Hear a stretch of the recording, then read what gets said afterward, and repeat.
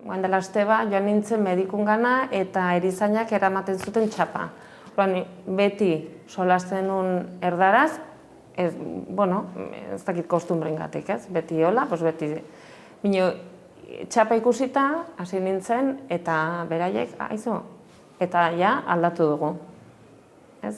Gusten, ze gauza, ze tontakeri, ez? Eta hola ja aldatu dugu.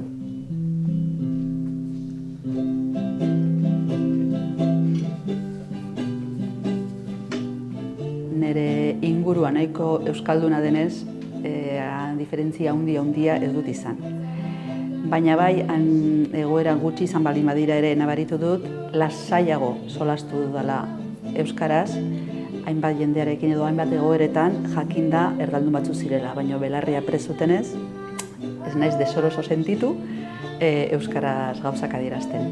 Hortziritan ezagik garen 8.000, 10.000 lagun eta 1.200 lagunek holako kontu batian beren babesa edo erakustia eta parte aktiboki hartzea mek egunez begitzen zait potentia dela, ez? Itzen zait basoa ikusi behar dela erdi betia eta horixe 12. egunetik antzinara segitzen duen, hori da garrantzitsuena.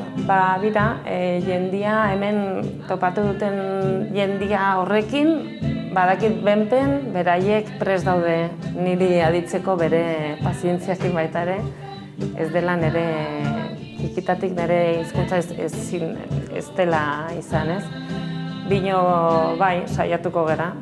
Orduan ongi sentitu naiz, bai txapak ikusita eta neria erakustian ere sentitu dut jendia ausartu da nire gana euskeraz hitz egiten etortzia eta ni ausartu naiz ere egitea, pixkot gehiago, gero eta gehiago.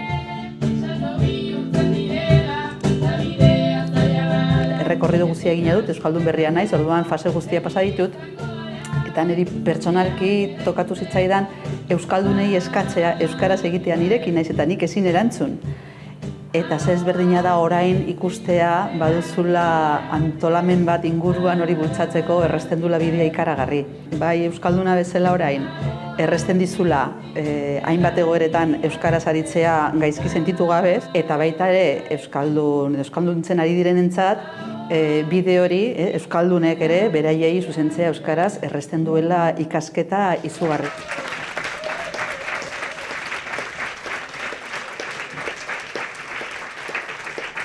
Iruditzen zait herritako euskara batzordeak edo euskalgintza orokorrean, zagon guain urte dexente hartutako dinamika horiek antzinera eramaten, gauza berririkan edo gabe eta azkenean hau agertu denean izan du da bapatian, loratu da eta agertu da zerbait ere berria eta pixko bat errexigua edo ez horren motibatu zegoen jende euskaltzale hori hurbildu da berriz ere, adin desberdinetakoak, talde desberdinak, anitzak, eta hori izan da uste dut agitz potentia eta horrek ere gero hazi ereina dago berriz ere antzinera segitzeko.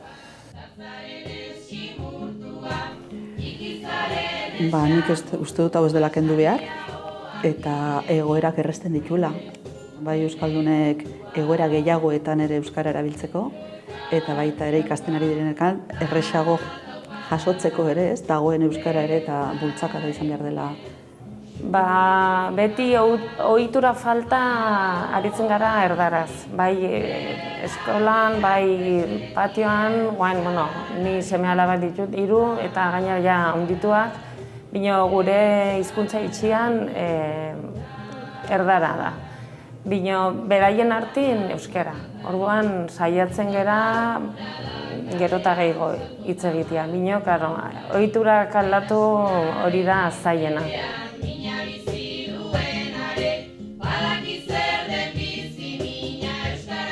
Eta bai, nik uste dut guain badugula, erranez Euskal Herri guztian 200 eta piko mila lagunek honetan aktiboki hartu du 11 egunez, hau ez da sinadura bat edo joate egun bateko besta batera terretorren aldenago, baizik eta aritu da india hor bere ekarpen egiten eta aktiboki lanean, eta hori nintzait baduela ere eskubida eskatzeko ja tokatzen zerenei, ez bakarrik herritarrei, instituzioi beharrezkoa diren neurriak hartzea, euskara babestu, landu eta antzinera teitzeko. Azken finean errealitatea da beharra. hainbat tokitan joaten baldin bazara, ez zara planteatzen, beharra baldin baduzu, beharra duzu, eta ikasten duzu, nahita nahi ez. Ez da aldeko jarrera edo ez, beharra duzu, eta kito. Zoritxarrez hemen ez da gertatzen, eta nik ez dakit bidea zen izango litzake, alde batetikan erakarri egin behar da, jendea, gure altxorra hau mantentzeko eta.